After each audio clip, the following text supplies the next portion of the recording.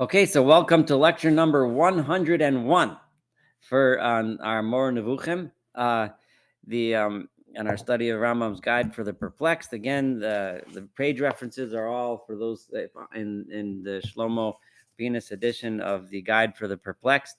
Page 469, I think, is where. No, actually, we're up to right now page 467 at the bottom, where it starts with the fourth opinion. Just a quick review. Rambam is now discussing the opinions that exist in the world, the various philosophic opinions regarding the issue of God's providence.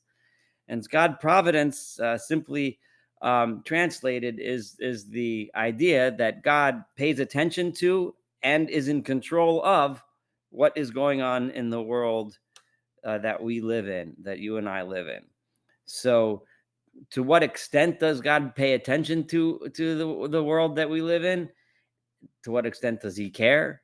And to what extent does he does he run the world directly? Okay, and that's really the issue, so which we're addressing. And the Rambam is going to reach his own conclusion, which is going to take us many weeks to build and understand. So don't expect to have it all today, but each day we're gonna work together to understand Rambam's understanding of this issue. So just to remind you, last week we studied the first three opinions that Rambam laid out as to how God's providence works or doesn't work. Right. The first opinion Rambam mentioned was the opinion that he attributed to the philosopher Epicurus. And the way the Rambam described, and again, it's important to understand that this isn't not necessarily does every scholar understand Epicurus and the Ashariya and the Mutazila and the groups that he's going to mention in the same way that Rambam explains them. But what's important for this class is to understand the way Rambam understood these philosophers, and the way he describes Epicurus is saying that there is no providence at all. The world happens the way it happens because that's the way it happens to be. The laws of science work the way the laws of science work because that's the way they happen to work. And it's just the way it is. You like it or not, that's your problem. That's opinion number one, right? So this, it's all, the world happened by chance, and everything that happens to us is by chance. You can just roll with the dice, and that's the end of the show. The beginning, middle, and end. So that's the first opinion. Obviously, the Rambam said that this doesn't work from two directions. Number one, it doesn't work because philosophers, and according to Rambam, the greatest of all philosophers was, of course, Aristotle, has proven that there has to be a prime mover. There has to be a God of some sort that made the world work. And for those of you that have been in this class the last several years, we've learned through Aristotle's proofs that there is something that Aristotle, some entity called God, which we're calling God, that is the prime mover that made it all happen. So, or makes it all happen. So, philosophically, the opinion of Epicurus is disproven, at least according to Rambam. And number two, it obviously doesn't work with the Torah, right? It certainly does not. There's no way to make that jive with what we're taught in the Torah. So from those two directions, it doesn't work. The second opinion, the Rambam attributes to Aristotle, right? And the idea of Aristotle is that the God's providence, right, his pure providence, his involvement in what happens, only makes sense if it applies to the things that are permanent and constantly work in the same way. And in Aristotle's cosmology, in his physics, in his science, everything that existed above the sphere of the moon, remember, there was the Earth, then the sphere of the moon revolves around that, the sphere of the different planets and the sun and so on, and then the sphere of the upper stars. Aristotle had constellations. They were all embedded in these spheres that are rotating, and they're rotating permanently in a permanent way. Those things are all purely by God's providence, because that God's providence, remember, Aristotle believed and promoted, according to the way Rambam explains it, that everything that we see always was, everything that we see always will be in the same way.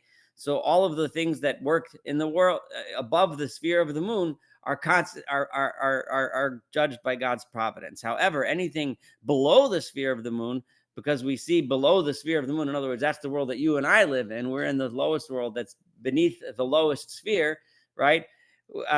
We come to be, we're born, and then we die, and then we cease to exist. Everything in this world has generation and corruption, is the English translation that's typically used in the translations that we're using. And things that have generation and corruption have no providence, right? The general providence of species, right, which means that the world is constructed in such a way that the human species exists, that is God's providence. The fact that the world exists in such a way, and the laws of science dictate that eagles and sparrows and crocodiles should exist, right? That's providence.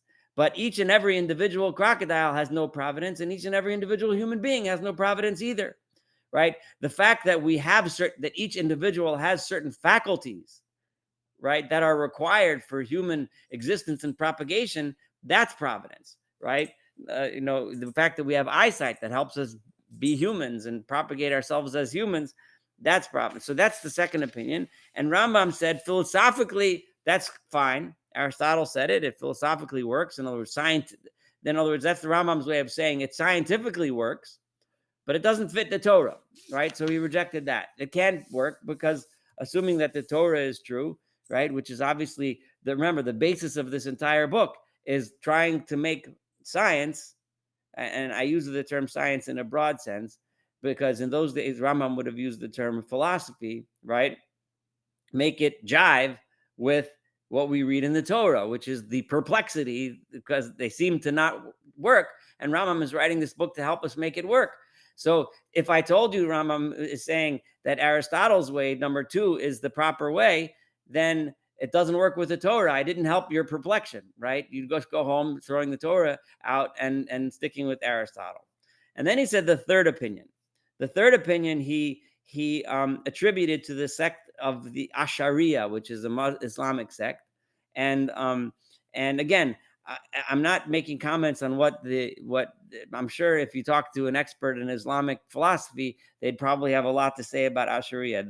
The important point here is the way Rambam understood their opinion to be and the way he presents it. So the Rambam presented the third opinion. Again, I'm still reviewing what we did last week, was that, see, they had a big problem with, right, it can't possibly be, right, that God doesn't know everything. He's God. He has to know everything. It can't possibly be that he doesn't control everything, because he's God. He obviously controls everything, right? How could you say that he controls this and not that? It doesn't make sense in their concept of God. So because they said that, so then they therefore concluded that it must be that every single thing that happens is God's will, right? God wants it to be this way, right? Every single thing that happens in this world is 100% providence, right? Nothing happens by chance. Every leaf that falls, every grass that grows, every whatever, everything. So in this sense, if you take it to its extreme, what you've just done is, right, you've removed the possibility of choice, right, of a human action as being free choice. And you've also left nothing for justice, and right, because so much happens in this world, right, that seems unjust, right? So much happens in this world that just is not right. And the answer that this sect, the Ashariya sect, according to Rambam, would give to every single injustice is, it's God's will. That's the way God wants it. So you eliminate the question, but he says, but it's unacceptable, right? How could you say that, there's no such thing as justice or injustice, right? If a righteous person, or someone who seems to us to be righteous, first of all, the fact that he's even righteous isn't even his choice, because that's God's will too. So you keep going down this rabbit hole. Everything is God's will, and then what's the point? And what Rambam is really saying is, then what's the whole point of the whole universe then?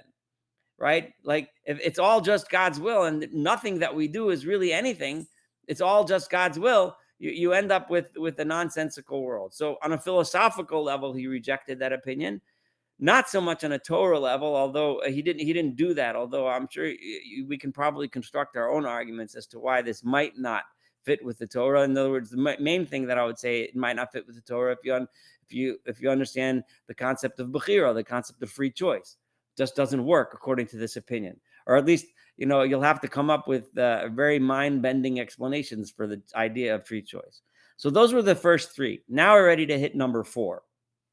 And I'm going to tell you, Rambam is going to lay out 5, and then he's going to lay out his own, which is going to be number 6. Okay, so bear that in mind. But let's do number 4, and I'm at the bottom of page 467 in this edition of the Shlomo Penis edition of the Guide for the Perplexed. The 4th opinion is the opinion of those who hold that man has the ability to act of his own accord, right? They start with the assumption, right? Clearly, we have free choice. We can choose to do what we do, right? So that already knocks out opinion number 3, right? Opinion number 3, that everything is God's will. So it is for this reason, according to them, that the commandments and prohibitions and rewards and punishments figuring in the law are well ordered. So it makes sense that God should tell us, do this, don't do that, et cetera, et cetera. It makes sense. Now, remember, he's going to attribute this in a minute to another Islamic sect. So when he's referring to the commandments and prohibitions, in this particular case, this probably means whatever's written in the Quran, not what's written in the Torah. But regardless, it still makes sense if it's written in the Torah too, right? According to this so far, or at least according to this opinion, right? You have free choice, and God told us to do these things, and it makes sense, these things. They hold that all the actions of God are consequent upon wisdom. And then they continue to say, well, God is the ultimate in wisdom, right? So it can't be that God does anything that's unjust, right? It doesn't make sense. It doesn't make sense that God should do something that's unjust. So then they draw the next conclusion. So now, there's a lot of obvious questions that are bouncing in all of our heads. So why do, the big question, theodicy, right? Why do innocent people suffer? Why do guilty people prosper? So on and so forth. And that he does not punish a man who does good. And God, because he's injustice is impossible, if you are a righteous person, God will never punish you. Well, okay. So the Mu'tazila, right? This is the group of people that he's attributing this to. This is another Islamic sect. Also hold this opinion, though. According to men, the ability of man to act of his own accord is not absolute. They say like this, right? Yes, human beings can do whatever they want, right? Because human beings have choice. But the rest of the world, not human beings, doesn't have choice. Everything else happens because God wills it. It's only by human beings that have choice. So they also believe that he may be exalted, have knowledge of the falling of this particular leaf and the creeping of this particular ant, and that his providence watches over all the beings. So God's providence ends with the individual human choice, right? But everywhere else, his providence is there. So he just laid out the opinion. Now he's going to analyze the opinion. So number 1, he said that humans do have choice. And number 2, he said that God, the injustice is impossible for God. And number 3, he said that providence only exists in the realm of human choice, not in the rest of the planet or existence or creation or whatever you want to call the universe. Incongruities and contradictions follow necessarily. I'm at the top of page 468 now at about the 6th or 7th line. As for the incongruity, it's as follows. So what's the problem with the Mu'tazila? And if I'm pronouncing it wrong, please forgive me. I don't know how to pronounce it properly in Arabic. If some human individual is born with an infirmity without having sinned, what about, God forbid, a child is born with a deformity, right? Okay.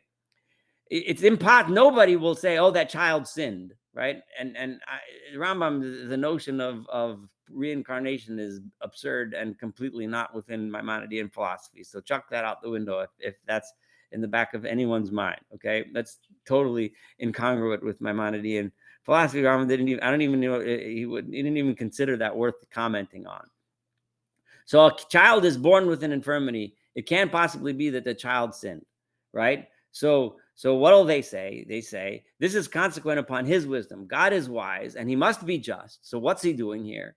It is better for this individual to be thus than to be in a sound body. For some reason, it's better for this child this way, right? We do not know in what this benefit consists, but this has not happened as a punishment, but as a benefit. It was done for this child's benefit. Now, it's interesting because why is it acceptable to us? Why do we think it's just for God to do something for someone's benefit? And somehow by saying that, this is me talking, not the Rambam talking, somehow doing something for his benefit, that's okay, right? But doing something to punish, but the benefit is also for no reason, right? right? So I don't know exactly how to say that. If justice is perfectly based on people's actions, then why is it okay? Why is it philosophically? I mean, morally, yeah, it's great. I give out benefit. Everyone loves benefits. It's wonderful. But philosophically, why is it acceptable? Why do we find it acceptable to say that God gives out free benefits, but he doesn't give out free punishments? I don't know. I don't know the philosophical answer to that, but I'll leave that aside. But that was me talking. But let's go a little further into the Rambam. So he's saying, I asked the question to them, so they'll answer, it's a benefit for him. And then they have a similar answer with regard, in which case an excellent man perishes. You have a person who's a wonderful person. Everybody knows he's a good husband. He's a good father. He works. He's honest. He has honest business dealings. He gives charity. He devotes 2 hours every day to community service. And he's the perfect person. He never lies. He's honest. He's generous. He's kind. And then he walks across the street and God forbid gets hit by a car. Right, or he gets cancer or something. We see this every day. Unfortunately, we all see this. We've experienced this, right? Oh, then they say so. What do they answer? Saying that this happens in order that his reward in the other world should become greater. They do it so that he gets a better prize later after death, right? In other words, they just threw something else into the equation, a future world, and where it is the great equalizer, right? Now, remember, you all may have heard some of these ideas being thrown out by rabbis with long beards that claim this is the opinion of Chazal. Rambam is presenting this as the opinion of a Muslim sect, which is unacceptable. It's still injustice. It doesn't. Why did he suffer? Just because he's gonna get it? It still doesn't make just sense, right? It's still an incongruity. There still has to be some other answer. Finally, discussion with these reached a point at which they were asked, so now let's continue our argument. Okay, fine. So there's another world, and in that other world, the great equalizing world, everyone who was punished unjustly, what seemed to be unjust, will then get some big special prize, and everyone who somehow got some great reward that they didn't seem to deserve, when the idiot, the guy who's a liar and a cheat and a thief and just a piece of blank as a human being, and he becomes a multimillionaire and has big buildings and everyone whatever. So and then he'll say, okay, well, the great equalizer is going to burn in hell later on, right? That's your answer. So why is he just toward man and not just to what is other than man? So if God is so just, then why does he allow that poor deer, who all that deer did was eat grass and walk around the forest and look around and just be a deer and do deer things? Why did that deer get eaten by a mountain lion? What did he do? Where's the justice there? The deer feels pain. The deer shrieks, runs, screams, yells, right? Why? So where's the justice there, right? What did the deer do wrong? Because of what sin has this particular animal been killed? What sin did the animal do? It doesn't make any sense, right? So whereupon they assumed the burden of following the following disgraceful answer. So they had to go even deeper into their mess of logic, which is becoming less and less logical as we could dive deeper. This is better for it, so that God should compensate it in the other world. They have to introduce the idea of the great equalizer for the deer and for the fly that gets swatted by a horse's tail because it itched, right? And for even when a flea and a louse are killed, it is necessary to have a compensation for them for God. I'm a flea. What do? I land on animals and I walk around and do flea things. And I make the animal itch and the animal whacks me with his tail and I die, right? Well, I didn't do anything wrong. I was born to be a flea. Fleas do things like that. But so the flea is going to have a prize in the world to come. But the absurdity becomes, they say in the same way, if this mouse, which has not sinned, is devoured by a cat or a hawk, his wisdom has required this with regarding to the mouse. God's wisdom was that this mouse should die for whatever reason, and later on, this mouse is going to get a special piece of cheese in the world to come, right? And then the latter will receive compensation in the other world for what has happened to it. So in other words, what the Rambam is saying is the absurdities just get crazier and crazier and crazier. Now, at the end of this one, you could say, okay, I could take that. Maybe there is a world to come for fleas. But it was probably the Torah. The Rambam doesn't explain this explicitly, but most of the commentaries understand that the Rambam is from the Torah. That makes no sense. Philosophically, it seems crazy, but if you follow it to its logical conclusion, it might be logical, right? right? In other words, if you assume there is a world to come, which is the great equalizer, right? Then, and that's how you're going to describe all the injustices that we see, and you're going to say that every creature has a world to come. You know, it might make some philosophical sense, but in the Torah level, the Rambam understood that that nature, that only human beings that have free choice to decide to do good or bad are the ones to whom punishment and reward make sense. So, and then so these are the first four opinions, okay? And the Rambam is going to leave these are the four opinions that are given by the various philosophers. To my mind, no one among the partisans of these three opinions, and he's concerning providence should be blamed, and he's talking about the three minus Epicurus, right? Because Epicurus rejects the idea of providence altogether. There's no providence. It's all a game of dice, and that's the end, right? But the next three opinions, right? The one which was the Asharia, I guess, and what was the first one? The second one was Aristotle, right?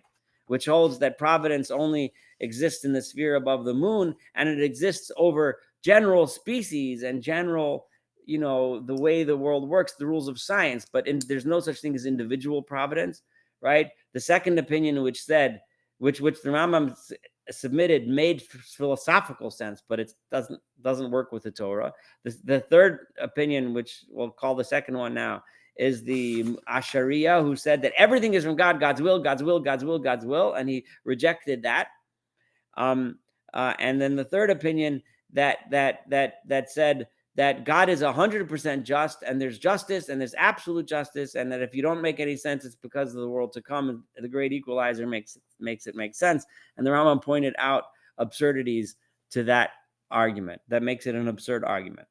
So to my mind, Rambam then says, no one among the partisans of these three opinions concerning providence should be blamed, right? In other words, I know exactly what led each one of these schools to the conclusions. I don't think they're stupid, Rambam is saying, right? I don't blame them and say that they're just dumb philosophers, not at all, right? Aristotle followed what is manifest in the nature of that which exists. He searched out science, he searched out the world, understood the world the way he understood it, and based on his observations, he said what he said, which seemed to make scientific sense to him, right?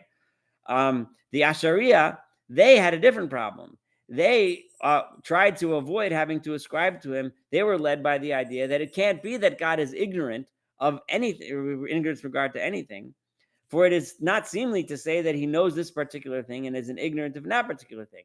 It can't. How could it be that God knows that I'm sitting here giving this class, but he doesn't know that there's a hawk in the forest that's hunting mice? He has to know everything, right?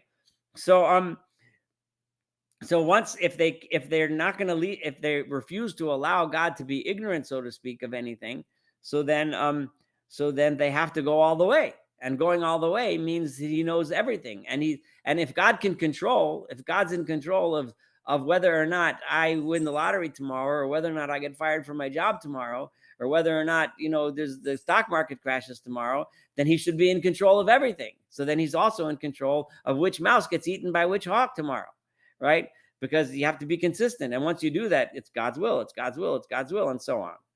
Thus, the incongruities referred to were necessarily attached to and born by them, because they had a noble beginning of their thought process, and their goal was noble, to not to ascribe ignorance or lack of ability to God. They ended up with a philosophy that's a mess, right? The Mutazila, the third guys, also tried to avoid having to ascribe to him injustice and wrongdoing. They put injustice as their key, right? They didn't want to. How could it be that God is not just, right? God must be just. And if God must be just, right, then moreover, it's not fitting, in their opinion, to go against the inborn disposition by saying that there is no injustice in inflicting pain on one who has not sinned, right? That we all are born with this innate human understanding, right? This basic human understanding that it would be unjust to cause pain to someone who didn't do anything wrong, right? We all have this innate feeling that is not just.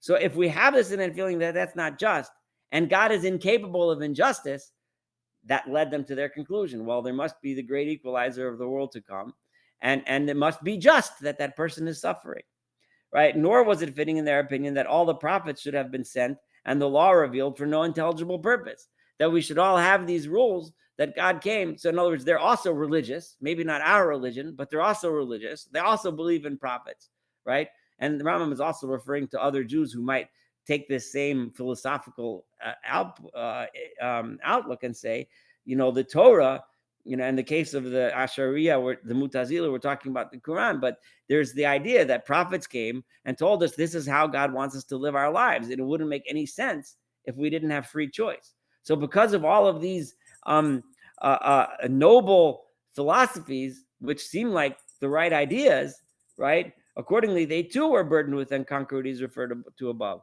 They also, and the self-contradiction necessarily attached to them, they also ended up with a philosophical mess that made no sense. For they believe both that he knows everything and that man has the ability to act.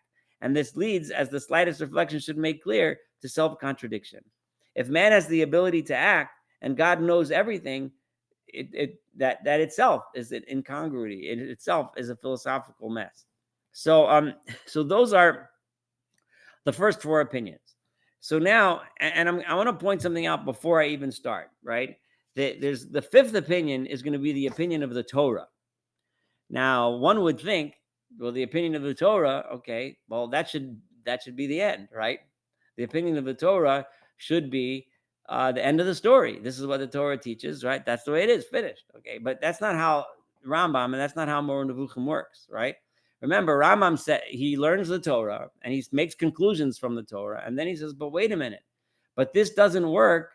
It doesn't make sense. It doesn't work with philosophy. It doesn't work with science, right? It doesn't jive with what we see with our own eyeballs.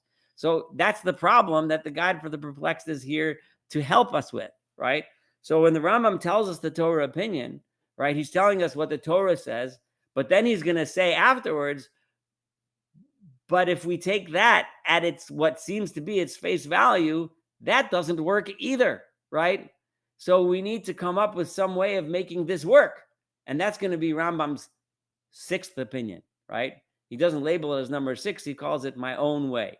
I want you to understand this is really important because that's the point. We have reached, especially those of you who have been with me from the beginning, the Rambam has laid down the background in our last 100 lectures that we had together and in the many chapters that we've studied together so that we can reach this point where we can discuss a topic of such import to religion in general. It's a topic that's so crucial to understanding how God works in our relationship with him, right? And take that and match it up, right? Take that, what we see in the Torah, match that up with what seems to make sense philosophically and scientifically, and then say, wait, this doesn't work. How do I make them work together? And Rambam is going to show us how he's going to do that. So let's get ready. First, let him lay out what the Torah seems to say, right?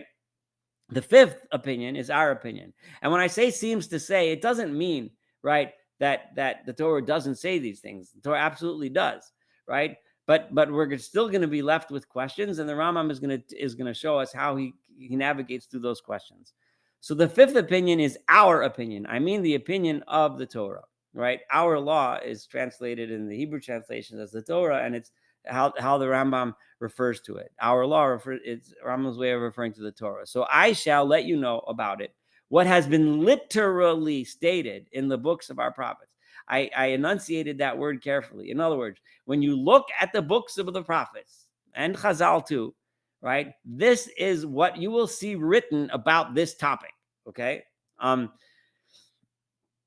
And is believed by the multitude of our scholars, right? Most scholars, and the Rambam usually uses this in not such a complimentary way. The multitude is not necessarily the wise ones, right? The wise ones are the ones that understand Rambam's way, which is not the multitude, but it's the few people who have the intellectual achievements that the Rambam is saying, and is believed by.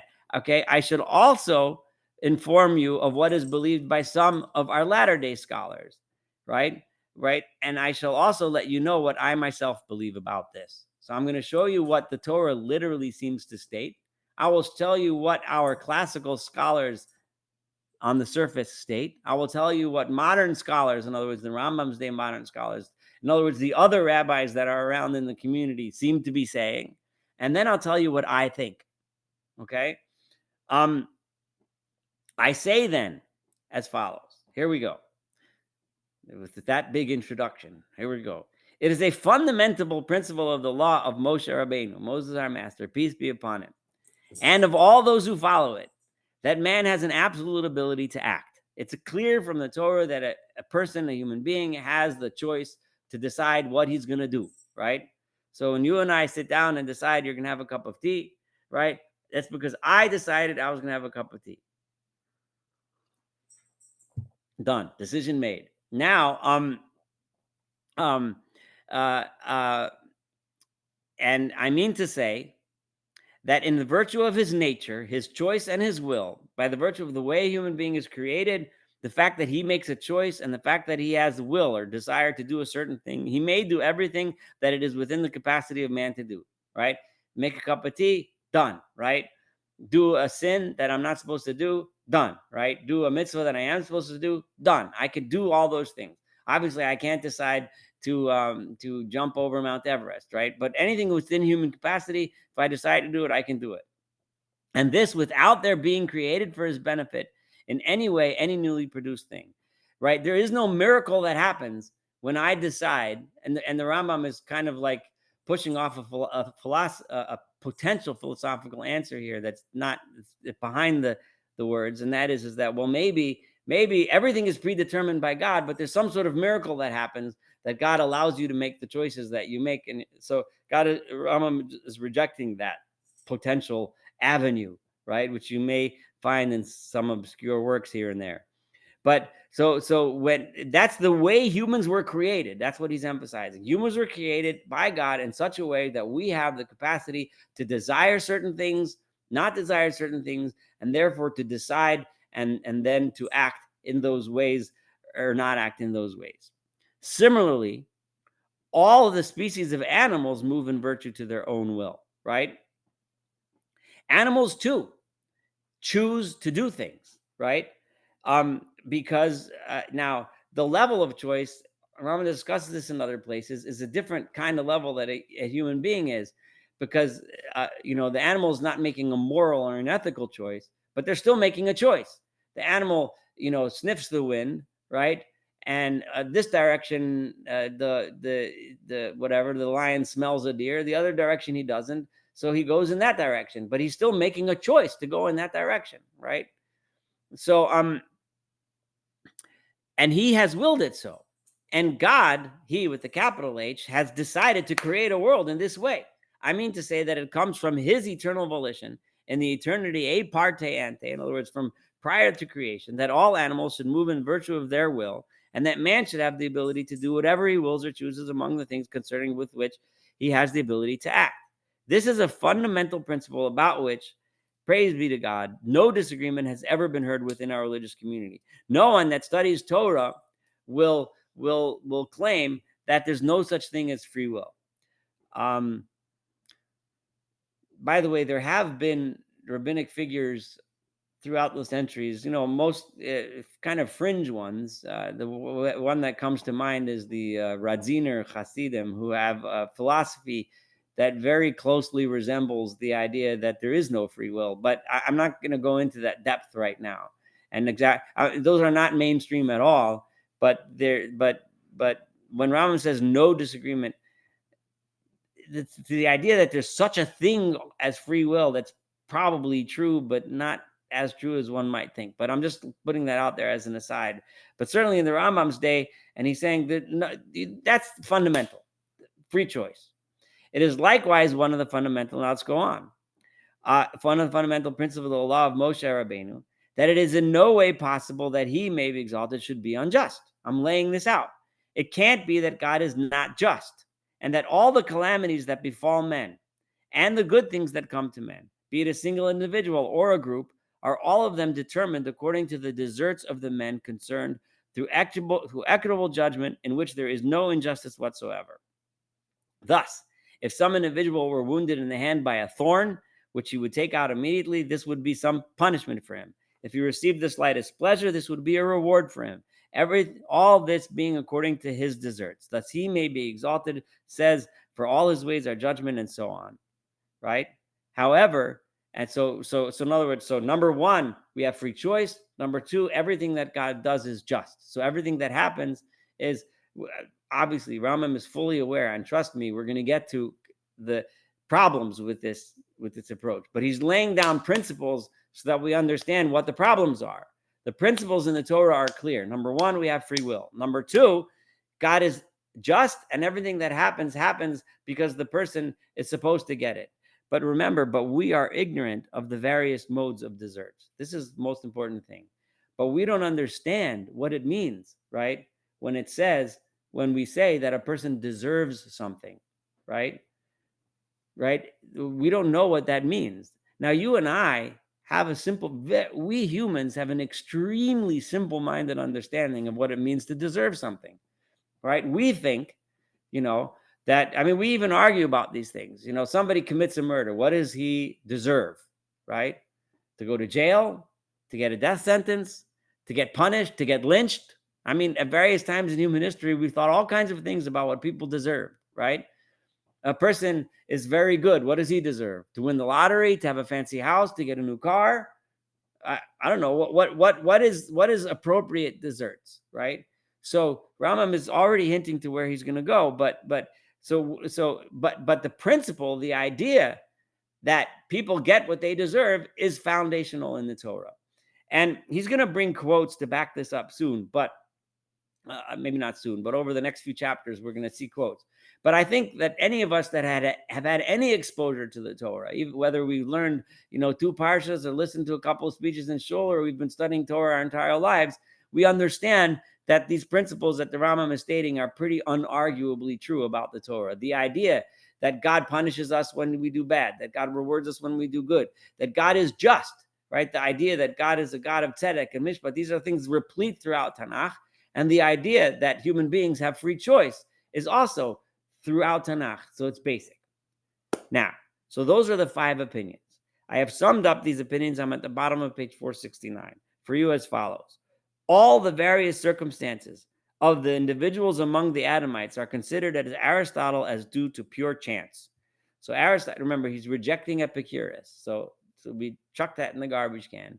So according to Aristotle, everything that happens to you and I as individuals is chance. So I can't go complain to God and say, why didn't I get the job that I wanted? Why did, God forbid, I get sick with cancer? There's no business between me and God, right? There is no individual providence whatsoever, according to Aristotle. There's just providence that God made human beings with eyeballs and noses and eyes so that we can do what human beings do, and that's it, right? By the Asherite as consequented on will alone, right? The second group of people say, the Asherites, they would say everything that happens is because God wants it to happen, period.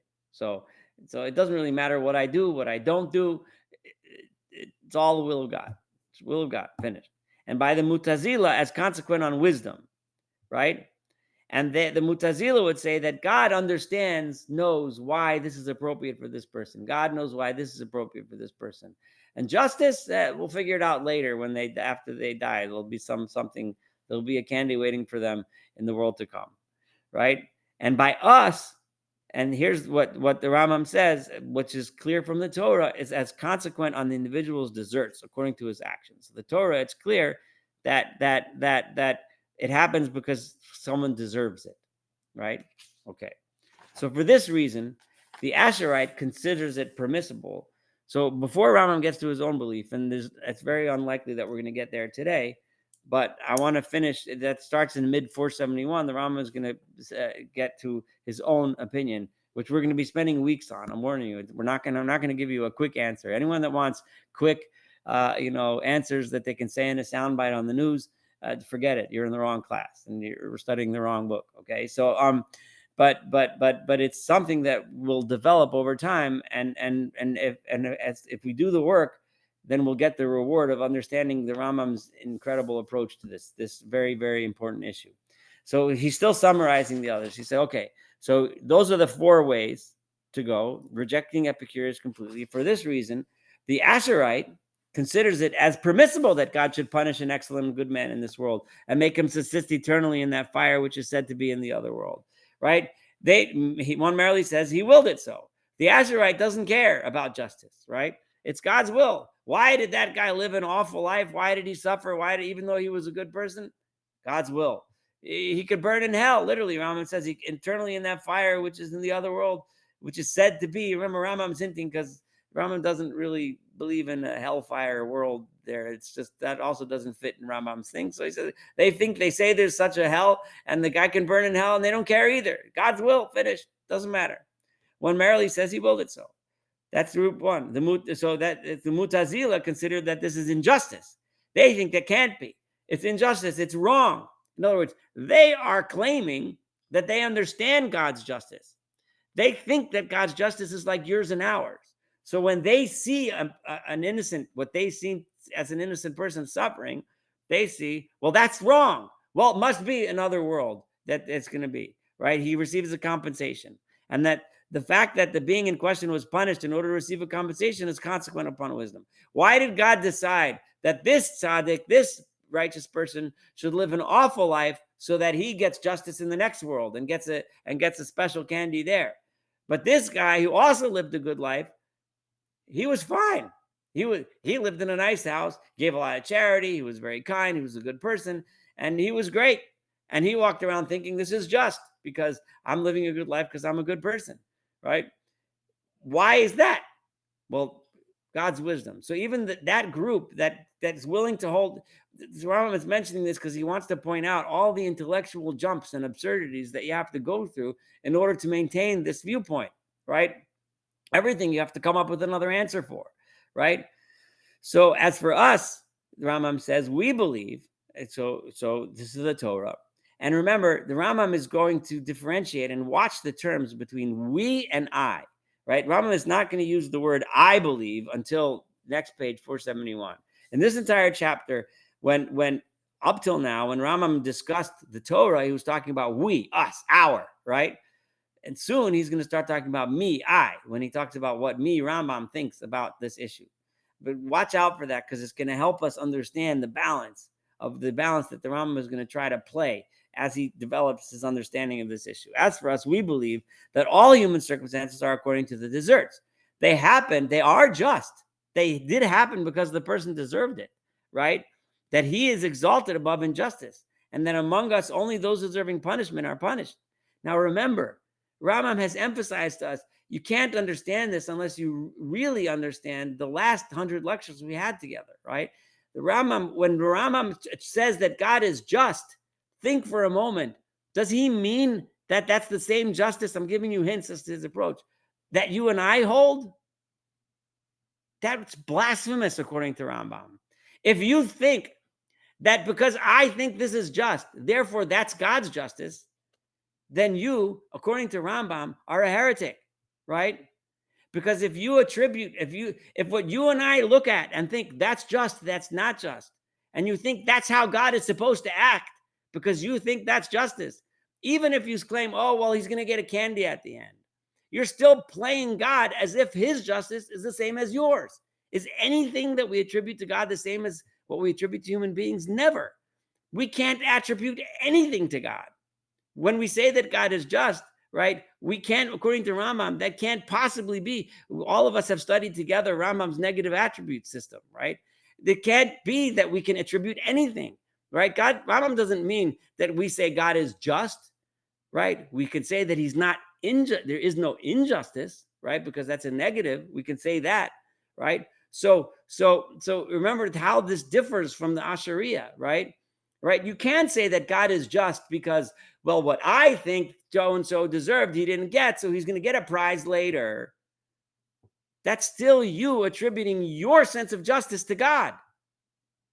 You can't attribute your sense of justice to God. That's not the same thing. So this is what is literally stated in the Torah of Moshe Rabbeinu, namely that everything is consequent upon the deserts. It is true, though, that we do get what we deserve, right?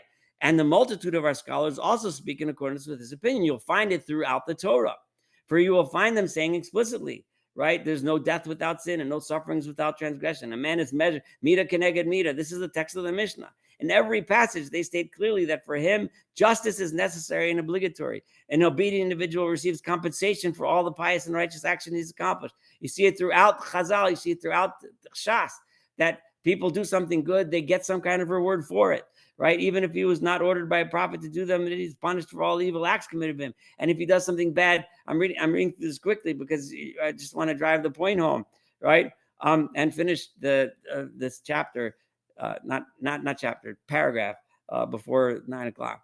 But so by the end of the decision, in other words, that people that are commanded to do something, get reward for what they were for doing that they were commanded to do. People that aren't commanded to do something and do something good also get rewarded, right? Maybe on a lesser level, right? Everyone. And he brings. Thus they say, God blessed be He does not withhold from any creature that which it has deserved. From any creature, like even an animal, ultimately gets its deserts, right? What happened is it's what it deserves, right? They also say that and he who does a thing having been commanded to do it does not resemble, if you're commanded to do something and you do it, you get even bigger reward. Thus, they have made it clear, Chazal have made it clear to us that even he who has not been charged with the commandment is given his reward. Everything we do, whether you're commanded to do, there is still reward for it, right? So there is such a thing as we getting what we deserve. That concept is throughout Chazal.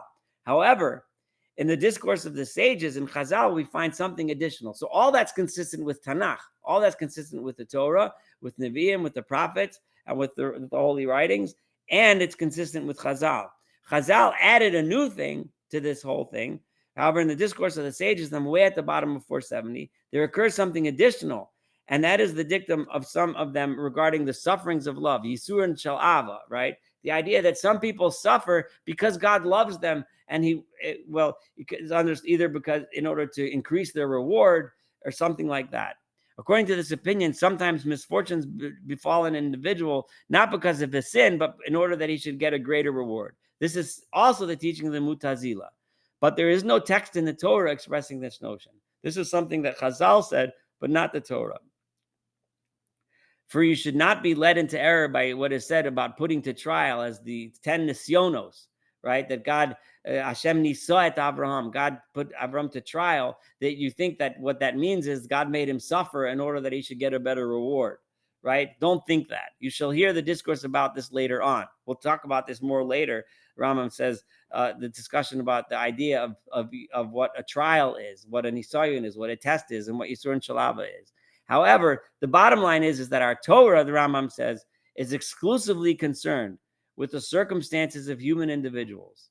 And in ancient times, right, in other words, the bottom line is the Torah, the entire thrust of the entire Tanakh is human individuals, their choices, their free choices, the good and bad choices that they make, and the consequences of those choices being either reward or punishment, right? And in ancient times, the story of this compensation accorded to animals has never been heard in our religious community. The idea that animals get rewarded or punished based on their decisions, that is simply not in the Torah.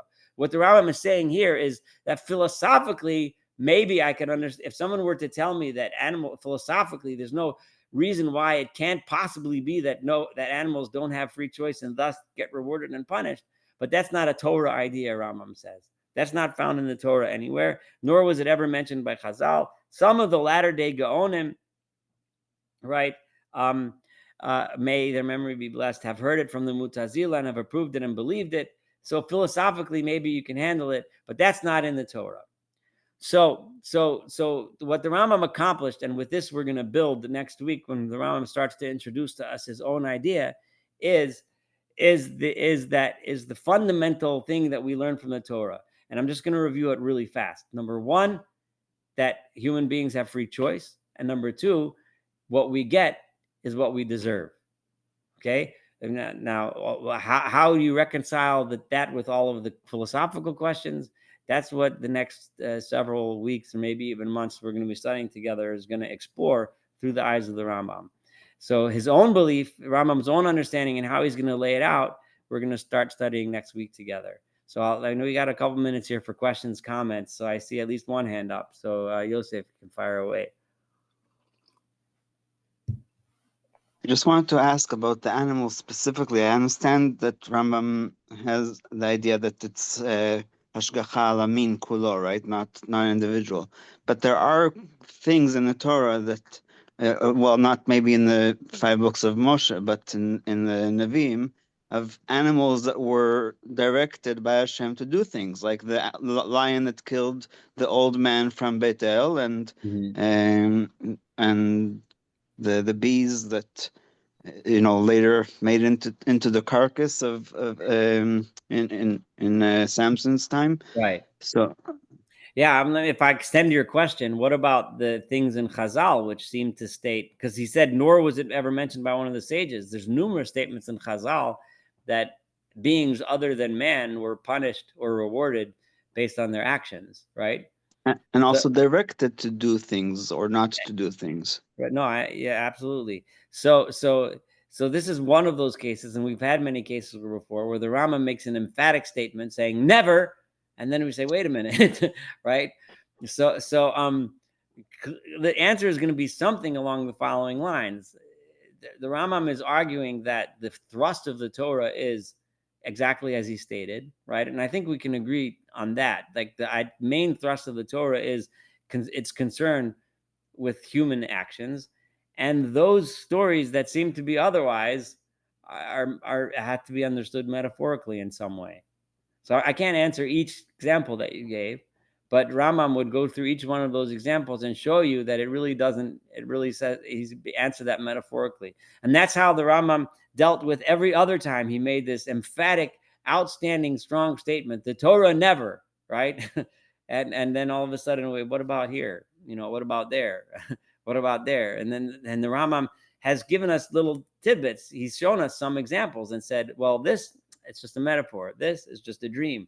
And he backed it up each time. He showed you why it has to be that way. He says, I'm not just giving you a cop-out answer, but I'll show you why. But that's how the Rambam would have to approach it. But it's a good question. It's a good question. Yeah. Any other comments? Questions? I'm sure we're all very concerned, very looking forward to what Rambam is going to tell us. And I'm telling you, it's going to be exciting. It's going to be a lot of Rosh fun. Hashanah next week. Yeah. So next week, obviously Wednesday night is Rosh Hashanah, so we're not going to be having class. If you write this down, I'll put it in the comments. There's an article. It was published in 1987. I don't know a lot about the person who wrote it, but his name is Charles Raffel, Raffel. He was a Judaic philosophic scholar. I don't know. I don't know what his what his affiliations were like, but it doesn't matter. He wrote an amazing article that a lot of people quote. So and if you want to read, it's long and it's drawn out. But he, how do I do the chat thing? I did it before. Chat, here it is. I'm just going to write his name and the name of the article. Okay, so his name is Charles Raffel, and it was published in the AJS Review. Something Jewish, something review, in 1987. And the title of the article was, well, let me cut and paste. I don't have to write out the whole thing.